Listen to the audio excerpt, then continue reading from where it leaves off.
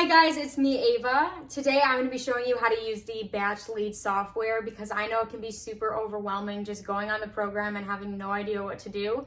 So I'm going to break down how to use some of the functions and how to build lists. With that said, let's get into the video. So right here, you are just going to be looking at your dashboard, but here is kind of where all the main functions are. So for list search, this is where you actually are going to find properties and add them to your lists. And then properties right here is going to be where it holds all your lists. So we are going to build an example list on here so I can just show you guys how to do it. So let's go to Milwaukee. Now basically what it's done is it's taken all the property records data from Milwaukee County and just put it into batch leads. So yeah, there's a lot of properties here. Obviously, this could be a list in itself, but that is way too many people. You want to break it down and actually find motivated sellers. Now, how do you do that? There's multiple ways. You can do what is called quick filters on batch leads, and you just go right here. And basically, it just has a bunch of different motivated sellers lists you could do. For example, there's pre-foreclosures. So all the properties in Milwaukee that are facing pre-foreclosure are on this list. And then basically you could just select them all and then import them into your properties tab, or we'll actually do that later.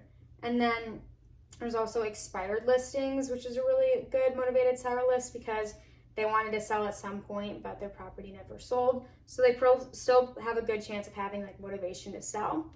But the thing about these quick filters is a lot of people use batch leads and systems like Propstream. So quick filters are have been called a lot by other people, but I guess you never know. You could be that one lucky call that just calls at the perfect time and get that listing, but you never know. So yeah, there's a quick filters option, and then there's also where you can actually make your own lists.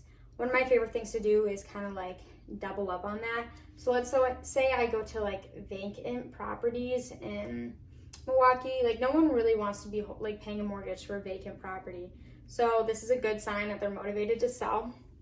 And basically what you're going to do is, I don't want to call 4,000 vacant properties because half of these are just going to be a waste of my time. They might have no equity. They might have just been bought a month ago. I don't want to call those people. So I'm going to filter out this list, and I'm going to show you how I do that. So you go to filter, and then there's a bunch of different features you can do. So let's say I want a minimum of a 2-bedroom, 1 bath, and a minimum of 1,000 square feet. You don't have to fill in everything, but you could do number of units, lot size, etc., etc.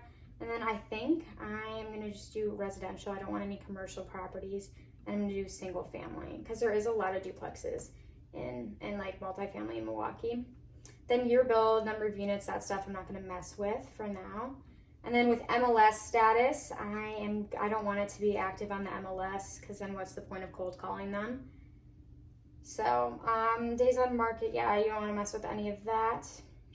And then for pre-foreclosure and auctions, I'm not going to do anything for now, but this is just super cool because you can see who's in notice of sale and all that. You can really sort down this information. It's crazy. Ownership info. So for this, I am going to target vacant properties that have been owned for 10 years. Actually, let's go 15. Change my mind.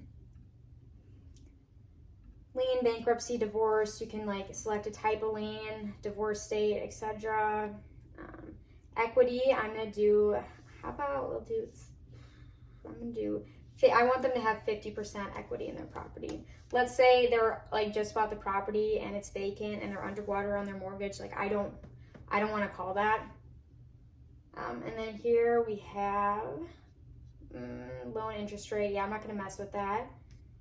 But you could also say you don't want to call any cash buyers. I don't know if that's set. I don't know where that setting went. But there's a setting where you can say you don't want to call cash buyers. And I get that because usually cash buyers are flippers or wholesalers, and that would be a waste of time to call them if the property is vacant. Oh, it's right here.